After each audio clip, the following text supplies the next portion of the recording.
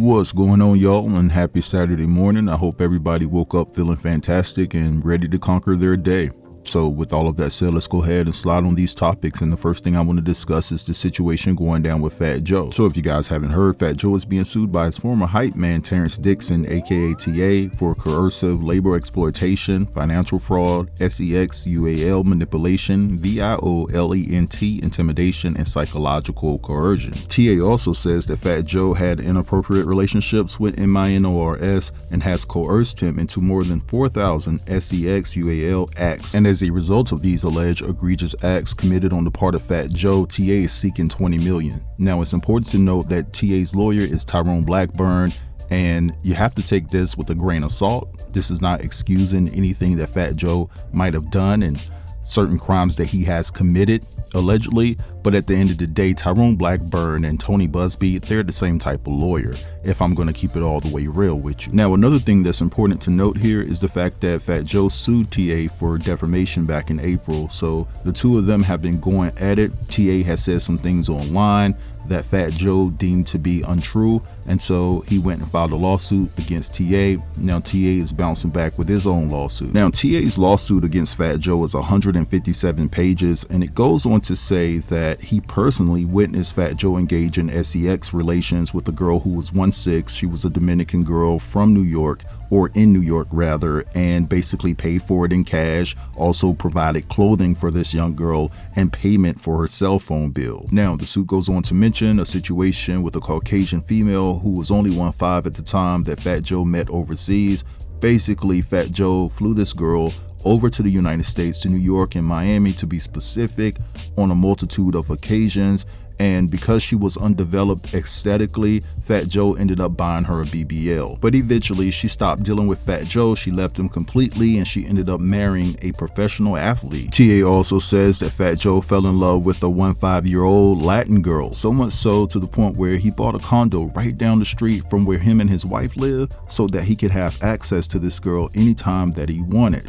And he also says that Fat Joe was in love with this girl so much that he contemplated leaving his wife. Now, it's important for me to mention that TA is not only going after Fat Joe here, he's going after Peter Torres, aka Pistol Pete, Richard, Rich Player, Joseph Trey, Erica Juliana Morera, Sneaker Addict, Touring LLC, Slate Inc., Rock Nation LLC, and so he's actually going after a multitude of individuals and corporations within this lawsuit. Now, I will say there's a lot of explosive allegations within this lawsuit, but the thing that stuck out to me is the fact that he said that when Fat Joe would coerce him and manipulate him to participate in these sex acts, basically Fat Joe would be standing behind him, smacking him on the ass, you know, kind of egging him on, basically hyping him up. That's some Diddy-ish right there, right? For real, for real. And then also another dynamic to this lawsuit is the fact that it's been mentioned that Fat Joe had plans to take out DMX and 50 Cent. I want you guys to check out this clip and I'll be back. The lawsuit claims that during the 16 years of working for Joe, TA was routinely coerced into engaging in acts with women. The lawsuit claims that after tour stops or studio sessions, Fat Joe would bring women to hotel rooms or private gatherings and then force TA to engage with them while Joe monitored, watched, recorded, or provided explicit directions and commands. Not a freak off. The lawsuit says that TA participated in these acts solely out of fear of retaliation, and on one occasion when TA did resist engaging with a woman, Joe canceled his flight home and left him stranded where he was without money, shelter, or support. The lawsuit says that these acts were presented as loyalty rituals to Terror Squad, and so not participating in them could result in consequences such as losing your job, your income, and your way home. In another example detailed, the lawsuit claims that after a concert overseas, Fat Joe forced TA to participate in an act with multiple people, and during it, Joe allegedly stopped what he was doing and started spanking TA, encouraging him to continue what he was doing. There's also mention of alleged grooming and grading of a 15-year-old artist named K. Rose. The lawsuit starts this section about K. Rose off with a picture of Fat Joe, Diddy, and includes Diddy's inmate number, DJ Khaled, and a man named Andre Dre Christopher Lyon. According to the suit, Andre Lyon groomed 15-year-old K Rose for about a year, and then one day as TA and Joe were walking into the studio, they heard Dre screaming that he was going to jail because K Rose's parents found out what was happening and were threatening to report him. The lawsuit claims that in response to what Dre was saying, Fat Joe told him, quote, "I'm going to take care of it." And after that, K Rose's career fizzled out and she was rarely heard from again. Further down in this section, there's claims of on people and orders from Fat Joe to people, like an alleged order on rapper Mac Main. The lawsuit says that Fat Joe ordered members of his enterprise to, quote, "pound out Mac Main if they ever see him," because Mac allegedly made comments mocking Joe's marriage and claiming that he could satisfy Joe's wife better than Joe could. Then there's another alleged order by Fat Joe to assault rapper DMX. DMX? What?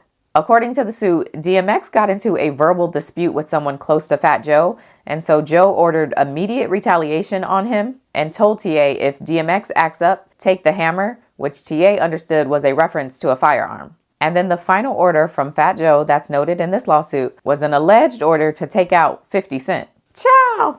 The lawsuit claims that this order came around 2006 or 2007, and when the plan didn't go as intended, the lawsuit claims that Fat Joe was visibly distraught and shaking. All right, so you guys just saw and heard all of that. And so 50 Cent took the time to respond on Instagram about these claims that Fat Joe was trying to take him out back in the day. And this is what 50 had to say. "These baseless accusations and claims are not credible. I'm sorry Joe has to endure the public scrutiny and damage to his reputation. This is a stick up. I wrote this hook. I should have kept this one." Now, I will say that it's not above the realm of possibility that Fat Joe wanted to take 50 out, because at the end of the day, just judging by the things that transpired back then, they had real street beef. Now, I'm glad those brothers were able to come together and piece things out, because it could have went there. You know, somebody could have lost their life. But at the end of the day, 50 Cent seems not to believe it. Maybe Fat Joe gave him a call and said that these claims are baseless, and this is the reason why 50 Cent responded in the fashion that he did. But anyway, this is a very interesting lawsuit, to say the very least. We'll just have to sit back and spectate to see what twists and turns this lawsuit takes us on. Or will this be another lawsuit that's dismissed on the behalf of Tyrone Blackburn? We have to keep in mind that he's used to getting lawsuits like this dismissed because it lacks credibility and integrity. So we'll just have to wait and see. But anyway, let's move on to Diddy. It's not that much to report, but his ex-assistant Brendan Paul took the stand, and I'm hearing that the prosecution team were a little bit disappointed because it didn't go the way that they thought it would go. And a lot of people were banking on Brendan to come out there and expose Diddy, like to bring some new information to the table, and that absolutely did not happen. I want you guys to take a look at this clip, and I'll be back. All right, welcome y'all. Real quick, I want to give you a quick morning update. We are not going to be here for long in the courthouse. Brendan Paul did an outstanding job on the witness stand. He came across as credible, educated, believable, and the jury liked him. And this is why this is a bad thing for the government, because he had to testify on the behalf of the government under immunity. He was granted immunity, and it did not work. If you know anything about the show Big Brother, he completely backdoored the government, did a great job of not exaggerating, and refused to allow them to exaggerate just to nail this case for Diddy. Credible witness. The white men seem to love him in the jury. As a matter of fact, they scooted in, got a little bit more personal throughout his testimony, and I think the fact that the prosecution forced him on the stand did a huge disservice for their argument. As a matter of fact, he completely dismantled their argument as it relates to a RICO. As it relates to a RICO, I will be back at the end of the day to do a more thorough, in-depth live later on today. Thank you. It's Friday, June 20th, and a former assistant of Combs just took the stand. So here's what he said about 100-hour work weeks, substances, and Wild King nights. Let's break it down. I'm an attorney and I read what happened, so you don't have to.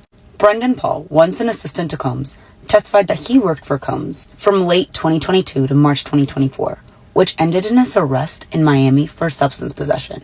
Paul says that he was on his way to a family vacation with Combs when he was arrested. The substances in his Goyard bag.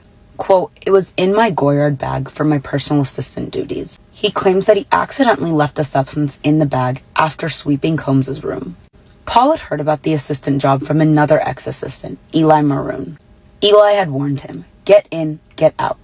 If you have a girlfriend, break up with her. You're never going to see your family. He testified that he signed an NDA before interviewing at Combs' home in LA. Paul testified that he worked 80 to 100 hours a week, always on call. His duties ranged from scheduling to workouts to even rolling substances in Combs' garage. His salary started off at $75K and was later bumped up to $100. Paul testified that he often traveled ahead of Combs to set rooms up to, quote, make sure everything was seamless.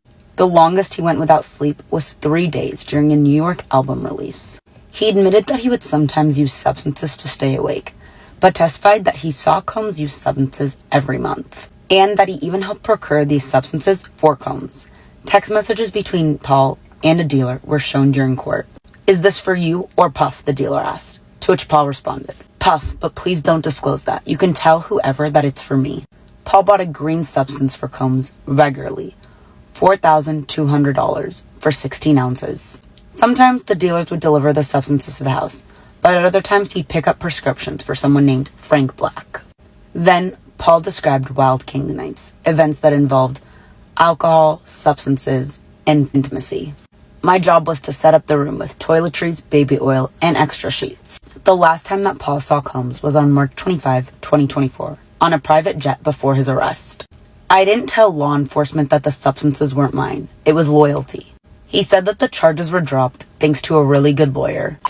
All right, so you guys just heard all of that, and they're saying that by next Friday we can expect a verdict. So drop down in the comments and let me know, from everything that you saw so far and heard, do you think that Diddy will get some time? Do you think that he will go to prison for a long time or a short time, or whatever the case may be? Drop down in the comments and give me your think pieces on everything that I discussed in this video. Don't forget to like, comment, share, and if you're new here, consider subbing to the channel. I'll get with you guys later. Peace.